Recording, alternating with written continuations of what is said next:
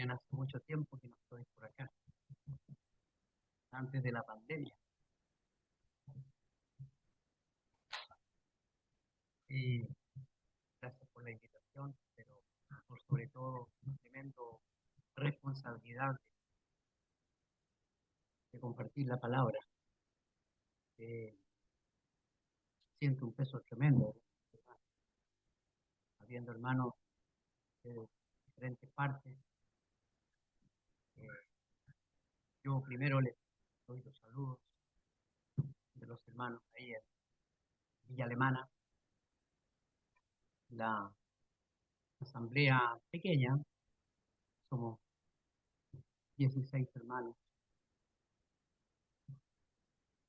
una asamblea nueva, más de 2 años, poco más de 2 años, este año cumplimos 3 años, pero les enviaron saludos a los que no pudieron venir, algunos por enfermedad, otros por temas de trabajo, pero aquí estamos un pequeño grupito representativo de esta ciudad, en la cual les traigo muchos saludos. También les doy saludos de parte de mi hija Valeria y mi yerno Jonathan, están ahí en Austria y están siempre pendientes de no tan solo donde anda el papá, sino que también los lugares donde estamos acá en Chile, compartiendo con los hermanos, y les mandan muchos saludos también.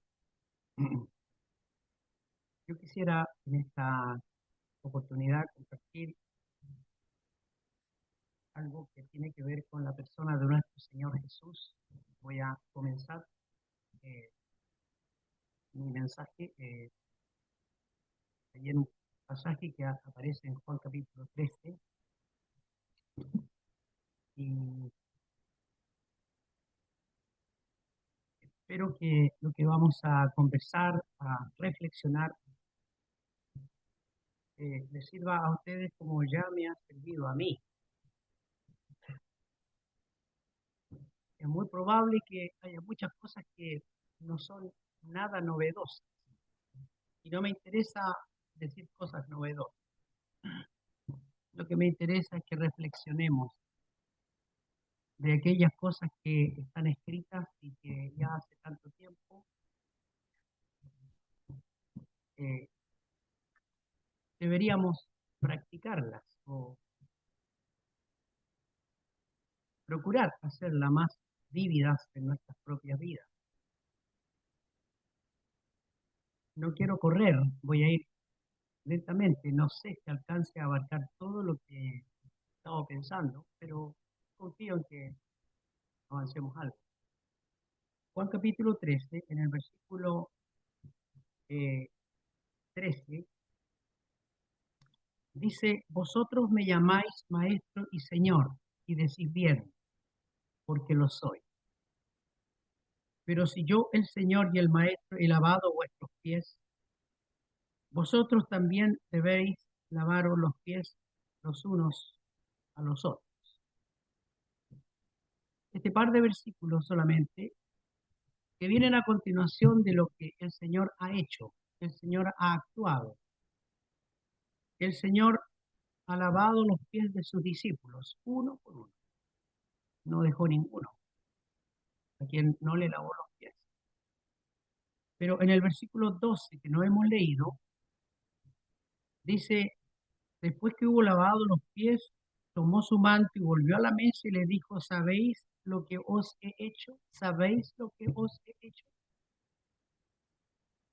Es probable que muchos de ustedes ya hayan leído muchas veces este pasaje. A lo mejor hay alguien que lo ha considerado por primera vez, pero la pregunta es: ¿sabéis lo que os he hecho? Es una de las tremendas preguntas que el Señor hace.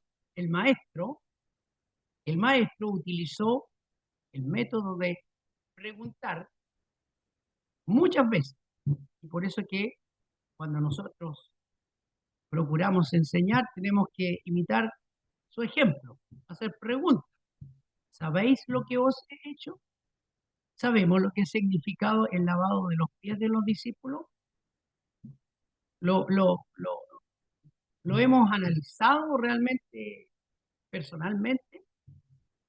Porque el Señor le dice, así también debéis lavar los pies los unos a los otros. O sea, si yo no sé lo que el Señor quiso hacer o cómo lo hizo, ¿cómo voy a poder hacerlo? ¿Cómo voy a poder lavar los pies a los demás? Si el Señor lo indicó. Ahora, obviamente, el concepto tiene que ver con el servir, ¿no es cierto? En el contexto, obviamente, el contexto de lo que tenemos aquí no es una cosa que tengamos que tomar la palangana y físicamente arrodillarnos delante del otro hermano y hacer todo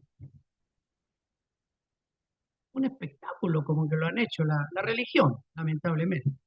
No, se trata de servir, se trata de tener la mentalidad del Señor. Y él dice, vosotros me llamáis maestro y señor. Se lo llamaban, maestro y señor. Pero él dice, si yo, el señor y el maestro. Él invierte, ¿no es cierto?, los términos. ¿Y por qué es interesante? Porque verdaderamente para ah, estar en las condiciones de obedecer las enseñanzas del maestro, primero tenemos que pensar en que Él es Señor. Él es Señor.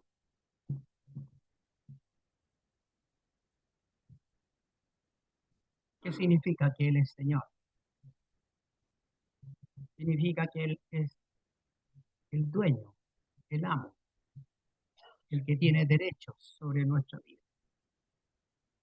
Entonces, por eso es que yo cuando les digo voy a compartirles algo que yo he meditado primeramente para mí, yo en primer lugar me analizo a mí mismo, me escudriño a mí mismo.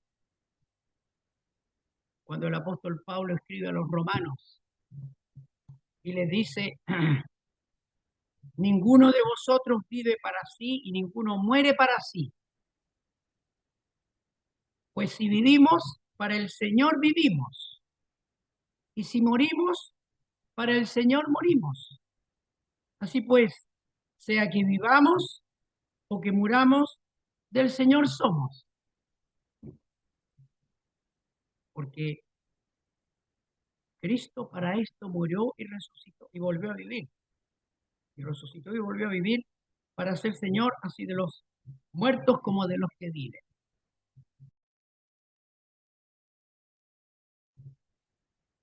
Para mí, un pasaje que tenemos que leerlo eh, con mucho cuidado. Ninguno de nosotros vive para sí y ninguno muere para sí. ¿Es verdad eso? ¿Usted vive para sí o no vive para sí? ¿Yo vivo para mí mismo o no vivo para mí mismo? ¿Para quién vivo? ¿Vivo para el Señor? ¿Estoy viviendo para el Señor?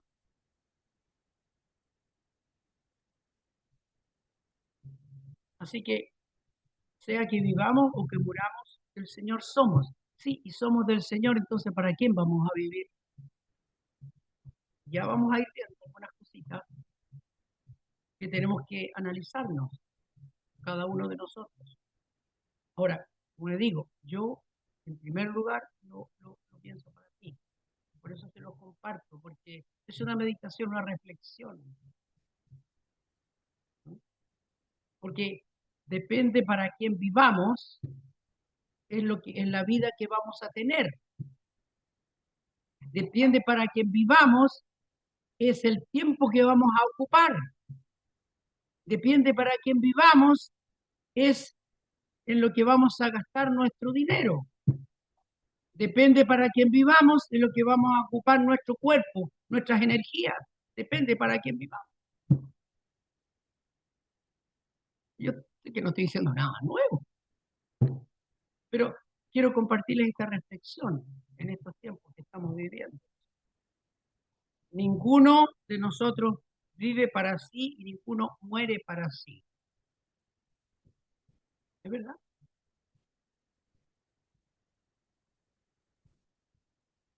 Vamos entonces a ver algunas cositas en el Evangelio de Lucas. Algo que ha estado en mi corazón compartir. En el capítulo 9 de Lucas tenemos una de las,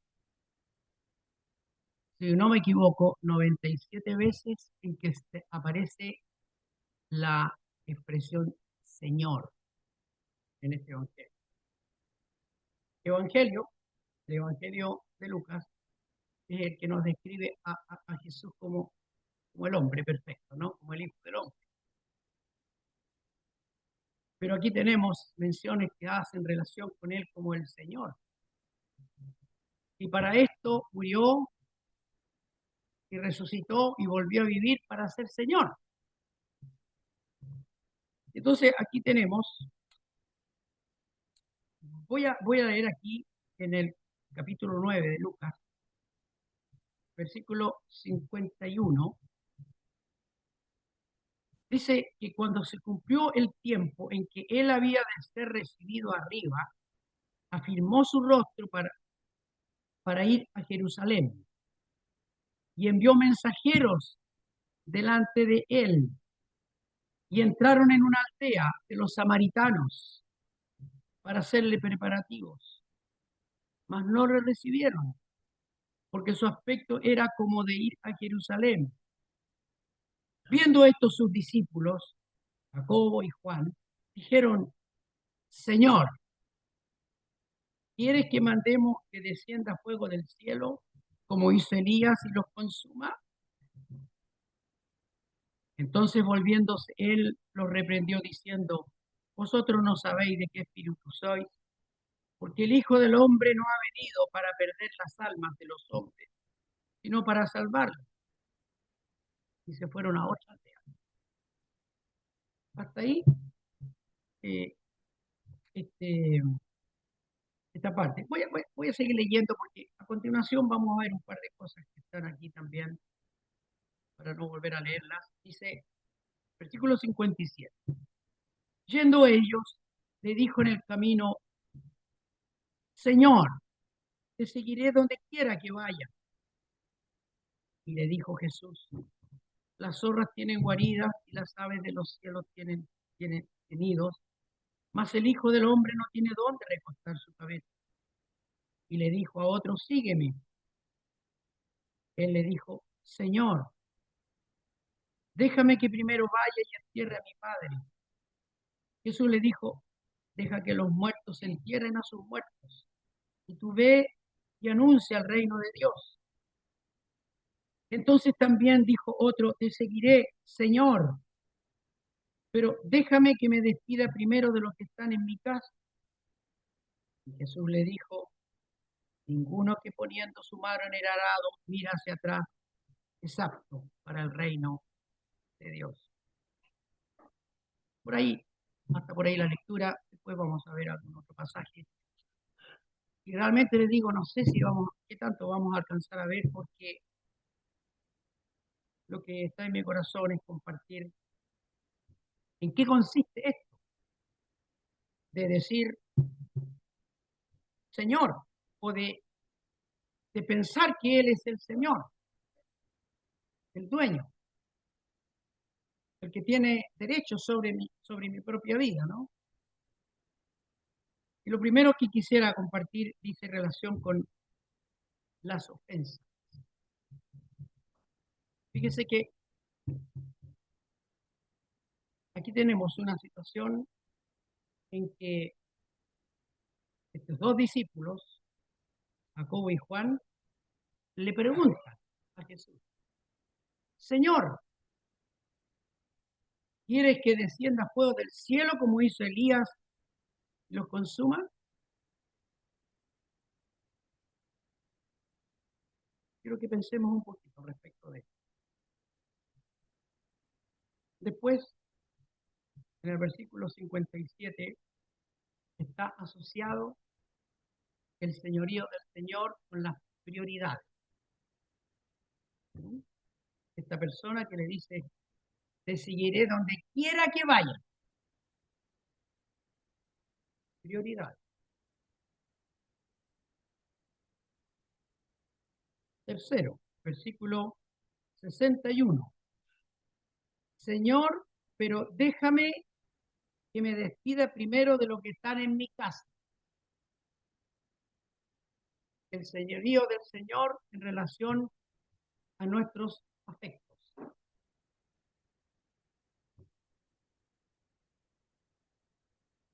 Más adelante, no lo leímos, pero en el versículo 17 del capítulo 10 dice, volvieron los 70 con gozo diciendo, Señor, aún los demonios se nos sujetan en tu nombre.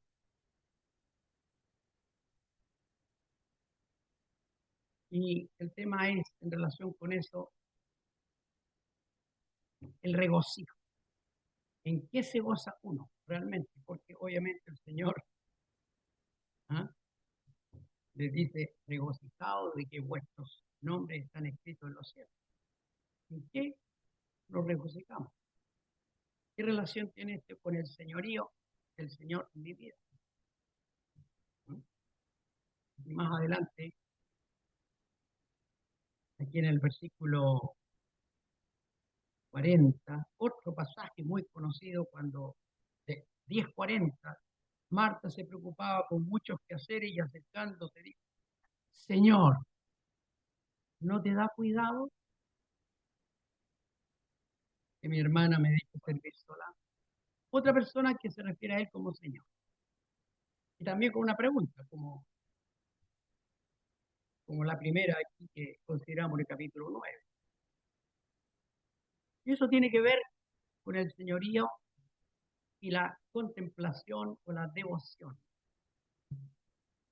al Señor Jesús, a nuestro Señor.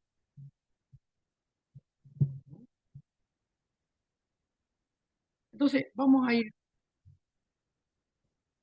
un poquito pensando cada uno de nosotros. ¿Qué pasa aquí? Se cumplió el tiempo en que el Señor había de ser recibido arriba. Antes de ser recibido ahí, arriba, Él tenía que afirmar su rostro para ir a Jerusalén. Tenía que ir a morir. Envía delante de ellos estos precursores, ¿no? La misma palabra que después, las únicas veces que aparece precursor ahí en hebreo, ¿no? Jesús el que va adelante, el precursor, ¿no? Nuestro Salvador, nuestro Señor. Pero dice aquí, envió mensajeros delante de él, los cuales fueron y entraron en la aldea samaritanos para hacerle preparativos, pero no le recibieron. No le recibieron, o sea, aquí hay un rechazo, porque su aspecto era como de ir a Jerusalén. Yo no sé si ustedes han pensado qué es lo que vieron los samaritanos en los discípulos o en ellos, o en él, ¿no es cierto? No sé. Si alguno de ustedes realmente me dice, yo le digo en serio, ¿ah? Me dice, ¿qué es lo que vieron en el Señor? ¿Han pensado qué vieron en aquellos discípulos que no le recibieron? Porque su aspecto era de ir a Jerusalén. ¿Qué habría?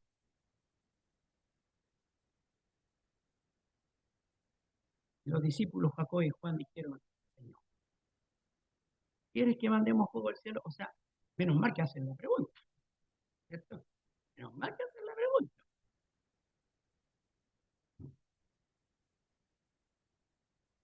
Y entonces yo reflexiono para mí mismo. ¿Cómo reacciono yo frente a un rechazo, a un desprecio, a un menosprecio por el Señor, por mí o por los suyos? ¿Sabe qué? Yo me he dado cuenta que a veces hay hermanos como que pretenden defender a Dios, como que se enojan porque la gente se enoja contra Dios. ¿Y ¿Y qué otra cosa esperan si no conocen a Dios? ¿Qué otra cosa, qué otra reacción esperan? ¿Me voy a enojar con ellos? ¿Voy a tratar de hacerles cambiar su pensamiento enojándome o alterándome o deseando juicio para con aquella persona? Y yo creo que es bueno cuando uno contempla al Señor y Él les dice claramente, les enseña claramente. Así que hay quienes dicen que esta última parte del versículo 55 no está en los manuscritos más antiguos. ¿No? Dice, vosotros no sabéis de qué espíritu soy. Es una discusión ahí. Pero eso no altera en nada lo que dice en el versículo 56. El Hijo del Hombre no ha venido para perder las almas de los hombres, sino para salvarlas. ¿Entendemos lo que quiso decir el Señor? El Señor quiere salvar las almas. Y a veces las actitudes de nosotros como creyentes ahuyentan a las personas. Tristemente, yo he tenido que recibir testimonios de personas que han sido ahuyentadas por falta de la gracia de Dios, por falta de un celo de tratar de defender algo que no tenemos que defender. No sé si alguna vez ustedes me han escuchado, pero Dios no necesita que lo defendamos. Él se defiende solo. Lo que tengo que hacer es conocer, dar a conocer su palabra y con la gracia, con la mayor gracia que pueda, enseñarle a las personas, porque hay tanta gente que habla en ignorancia y cada vez más repiten cosas, repiten conceptos